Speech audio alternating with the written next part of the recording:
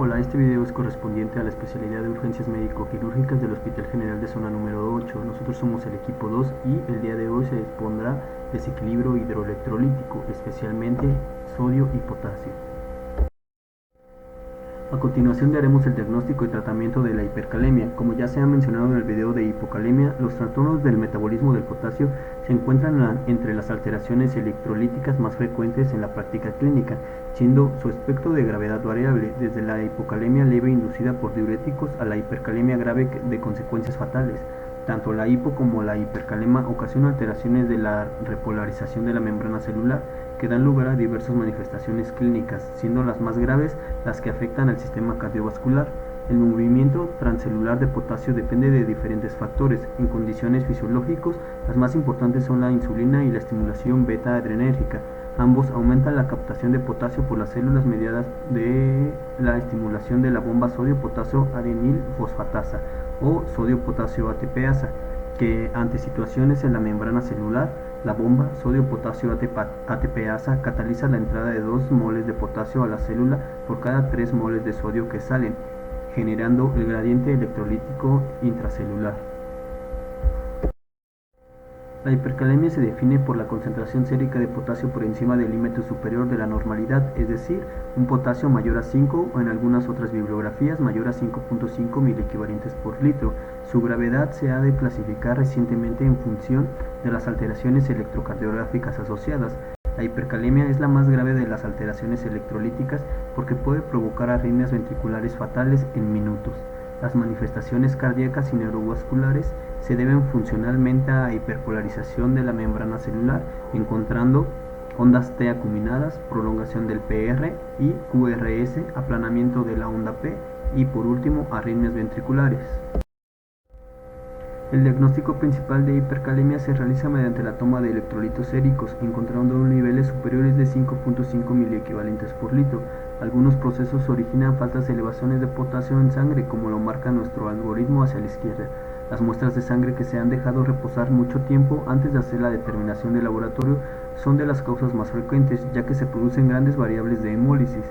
Las enfermedades que cursan con trombocitosis o leucocitosis extrema pueden producir pseudohipercalemia, porque durante el proceso de coagulación de la sangre, los leucocitos y las plaquetas ricas en potasio liberan del espacio intracelular al extracelular, mientras que cuando hay ausencia de la lisis en muestras, se pueden obtener un potasio urinario de 24 horas o bien un gradiente tubular de potasio, como lo marca nuestro algoritmo hacia la derecha. Una vez que ya se obtuvo el gradiente tubular de potasio, si este es mayor a 7.7 nos puede orientar hacia procesos de hipercalemia de redistribución o liberación tisular, dentro de los cuales pueden ser acidosis, hipercalemia grave por betabloqueantes, parálisis periódica, el uso de succinilcolina o arginina, mientras que la liberación tisular nos puede orientar hacia traumatismos extensos, lisis tumoral, hemólisis o quemaduras.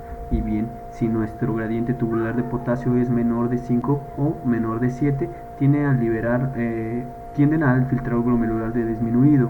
Esto hay que ver. Si es menor, nos tiende a dar procesos de déficit de mineralocorticoides, dentro de los cuales están una enfermedad de Addison, hiperplasia adrenal congénita o hiperaldosteronismo, mientras que si el déficit en secreción de tubular de potasio nos puede dar el uso de espironolactona, esplerenona o algún otro tipo de medicamentos, mientras que si este es mayor nos puede dar una insuficiencia renal o un flujo tubular disminuido. Las manifestaciones son principalmente trastornos de la función cardíaca y de la función neuromuscular, aunque es obligada la realización de un electrocardiograma para valorar la cardiotoxicidad de la hipercalemia. Los hallazgos en electrocardiograma son muy variables y aunque tienen una especificidad elevada, varios estudios recientes muestran una sensibilidad baja para detectar hipercalemia. Con concentraciones alrededor de 6.5 miliequivalentes litro aparecen ondas T acuminadas y por encima de 7 se prolonga el intervalo PR. Se pierde la onda P y más tarde se produce un ensanchamiento del complejo QRS. Cuando el potasio excede los 8 miliequivalentes por litro, el QRS puede converger con la onda T y formar una onda sinusal. Pero es fundamental recordar que esta es una clasificación académica y que Con cualquier grado de hipercalemia pueden aparecer arritmias ventriculares fatales. Los hallazgos captados en los marcapasos son una manifestación cardíaca de frecuencia creciente. La muestra es una reciente clasificación de la gravedad de la hipercalemia en función de la presencia o no de cambios electrocardiográficos. No obstante, la monitorización electrocardiográfica está indicada en todos los pacientes con un potasio mayor de 6 miliequivalentes por litro, aunque no presenten cambios típicos en el mismo. Una vez que se va a iniciar el tratamiento, hay que recordar que la hipercalemia es un trastorno potencialmente mortal y por ello debe tratarse de forma precoz y eficaz. La presencia de cambios electrocardiográficos debe considerar una emergencia, ya que en cuestión de minutos se puede producir una arritmia fatal. Entonces, una vez tomado el electrocardiograma y encontrando alteraciones, se debe dar tratamiento de forma urgente, esto mediante sales de calcio, beta-agonistas, solución polarizante, diuréticos de asa o resinas de intercambio iónico.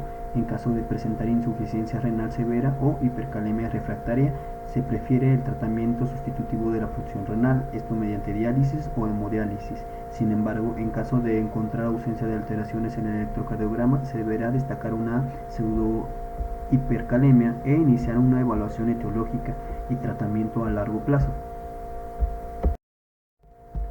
El objetivo del tratamiento urgente es antagonizar los efectos cardíacos de la hipercalemia y al mismo tiempo promover el desplazamiento del potasio al interior de la célula y su eliminación del organismo en menor tiempo posible.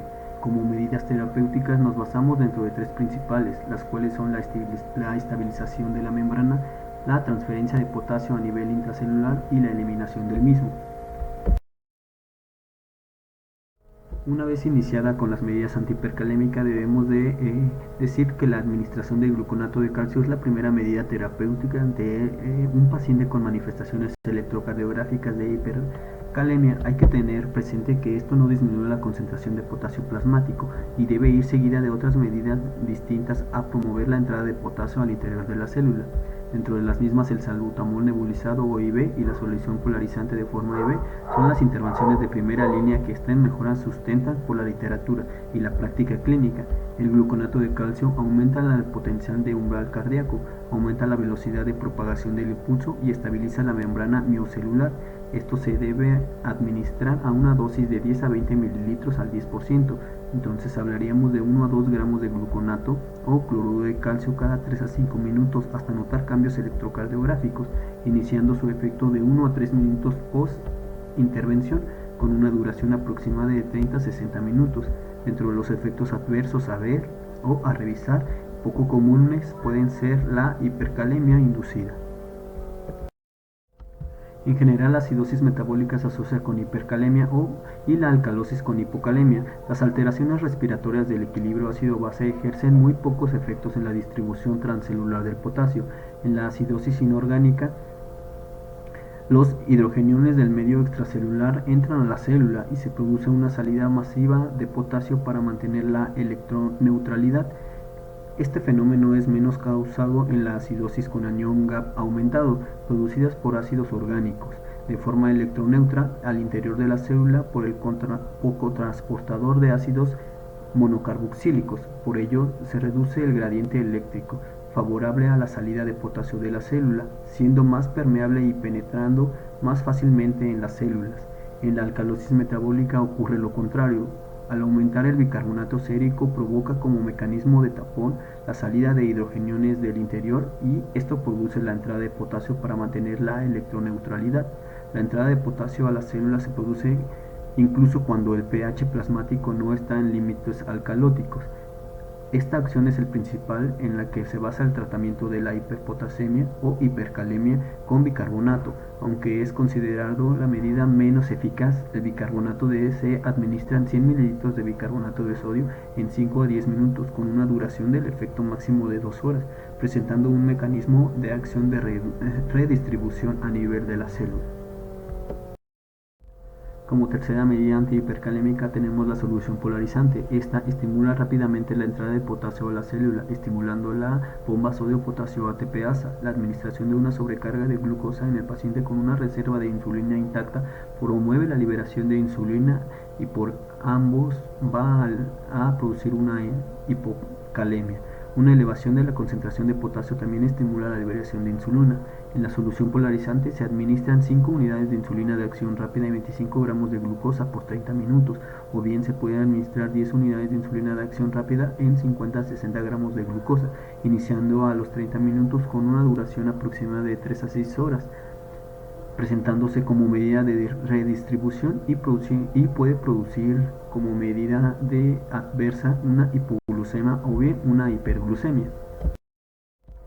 Como cuarta medida antihipercalémica tenemos los agonistas beta-adrenérgicos. Dentro del más representativo el salbutamol, la estimulación beta-2 adrenérgica por fármacos como el salbutamol y el formoterol activa la adenilciclasa y aumenta el AMP cíclico intracelular, lo que a su vez estimula la bomba sodio-potasio ATPasa y facilita la captación intracelular de potasio. Las catecolaminas también estimulan los receptores beta-2 adrenérgicos, favoreciendo la aparición de hipocalemia en situaciones de estrés, como por ejemplo la liberación de epinefrina en la isquemia coronaria.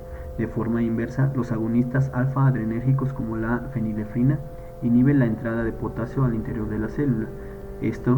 El salbutamol se administra de forma de nebulización con 10 a 20 miligramos de salbutamol, presentando inicio de efecto a los 30 minutos con una máxima duración de 2 a 4 horas y presentando probable efecto adverso, taquicardia, isquema, aumento del lactato, por lo cual se debe tener cuidado en pacientes con cardiopatía isquémica. Dentro de los diuréticos de asa tenemos como principal representante al furosemide. El 90% del potasio filtrado se reabsorbe en el túbulo proximal, pero es en el túbulo distal donde se modificará la eliminación urinaria de la función de las necesidades del organismo. Los diuréticos de asa favorecen la salida de agua del espacio intracelular al extracelular. Además, los diuréticos de asa actúan sobre las concentraciones de sodio-potasio 2-cloro en la porción ascendente gruesa del asa de Henle, inhibiendo la reabsorción de sodio y de cloro. Por ello, hace por unión competitiva sobre los sitios de unión del cloro. Debido a que la reabsorción de magnesio y calcio en las ramas ascendentes gruesas depende de la concentración de sodio y cloro, los diuréticos de asa también inhiben la reabsorción del anión y del catión. Al interrumpir la reabsorción de estos iones, los diuréticos de asa promueven que la orina se torne muy concentrada y perturban la producción de una médula renal hipertónica.